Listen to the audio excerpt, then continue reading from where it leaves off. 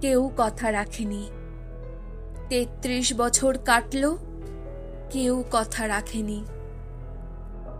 ছোটবেলায় এক বষ্টুমি তার আগমনী গান হঠাৎ থামিয়ে বলেছিল, শুক্লা দ্বাদশীর দিন অন্তরাটুকু শুনিয়ে যাবে। তারপর কত চন্দ্রভোগ অমাবস্যা চলে গেল, কিন্তু সেই বষ্টুমি আর এলো না। ২৫ বছর প্রতীক্ষায় আছি।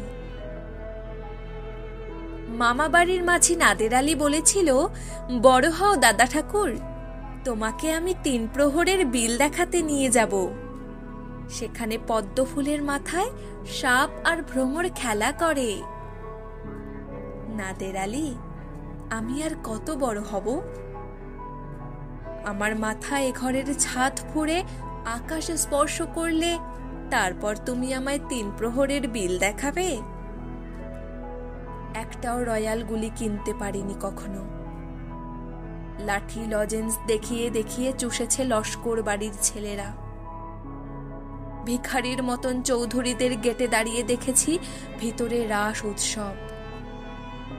অবিরল রঙের ধারার মধ্যে সুবর্ণ কঙ্কন পরা ফর্সা রমণীরা কত রকম আমোদে হেসেছে।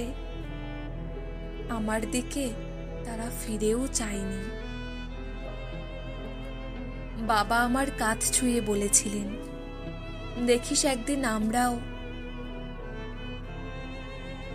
বাবা এখন অন্ধ। আমাদের দেখা হয়নি কিছুই।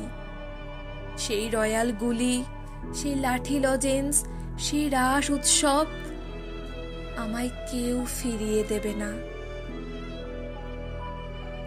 বুকের মধ্যে সুগন্ধি রুমাল রেখে বরুণা বলেছিল, যেদিন আমায় সত্যিকারের ভালোবাসবে সেদিন আমার বুকেও এরকম আতরের গন্ধ হবে।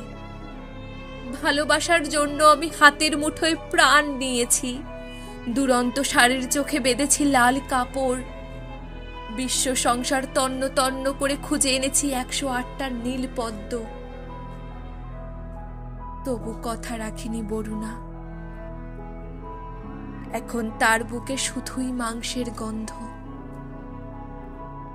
এখনো সে যে কোনো নারী। কেউ কথা রাখেনি। ৩৩ বছর কাটল, কেউ কথা রাখে না।